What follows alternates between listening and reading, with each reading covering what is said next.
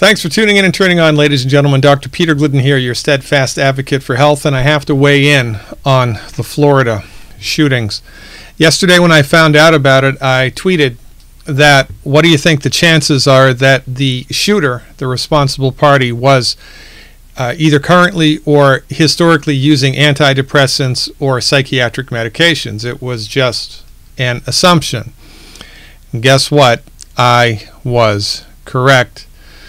Latest information out about this unbelievably horrible situation is that the shooter was under psychiatric care, historically had been under psychiatric care.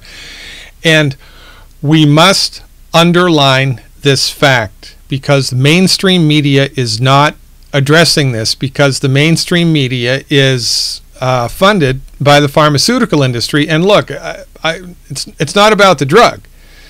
It's how it's used. It's not about the gun. It's how it's used.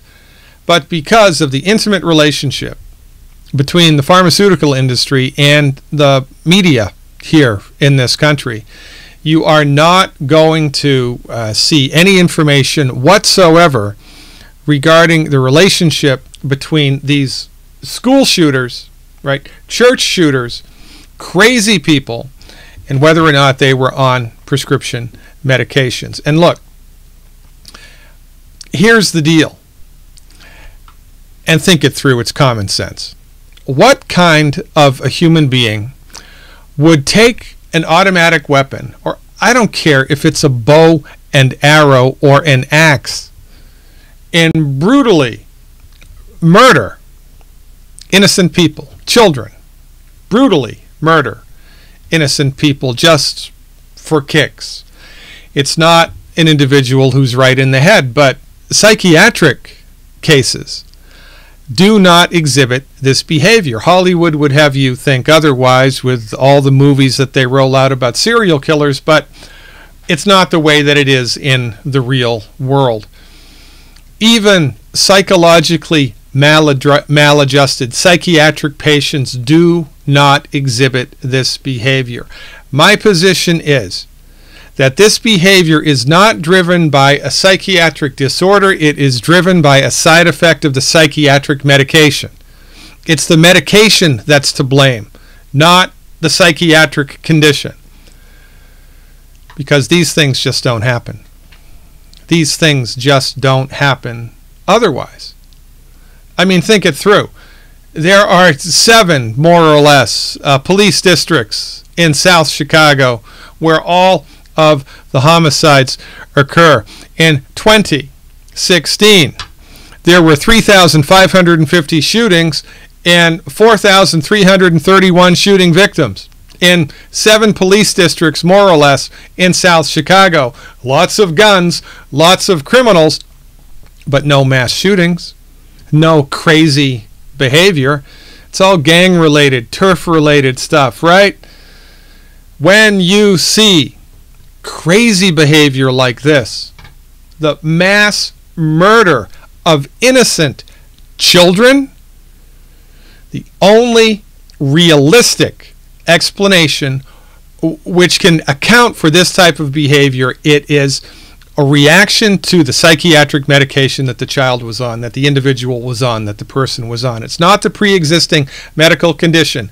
It's a side effect of the medication and or the withdrawal from said medication. But you're not going to hear about this. If you hear about it at all, it's going to be, oh, the kid was under psychiatric care and we need to have better psychiatric care, and that's not it either. I am putting forth the notion that it wasn't the pre-existing psychiatric condition, it was an effect of the drug. And one more time, just so I underline this and we are clear, it's not the drug, it's how it's used. Thank God for Novocaine. Thank God for antibiotics. Thank God for a handful of pain medications, right? I mean, every time I'm in the dentist's office, I thank God for Novocaine. This is not a diatribe against the evils of the pharmaceutical industry, and it's nothing like that. But I'm here to tell you that the pharmaceutical industry is so invested here and has so much political and social power that nobody is going to posit the question in the public forum, in the mainstream, were all of these shootings caused by what happens in some people's heads when they're under, makes me sick to think about it, when they are under the influence of a psychiatric medication. Inquiring minds want to know. And don't you think it's time that, those of us with a conscience, those of us with kids, those of us with courage, come together as a group and simply ask this question? I mean, maybe I'm wrong. It's entirely possible that I am, but nobody's investigating this. Nobody's even talking about it. A few of us on the fringe are talking about it, but for goodness sakes, don't you think it's time that we had an adult conversation about this? Don't you think it's time that the mainstream medical doctors stood up and said, wait a minute, maybe it is the drugs.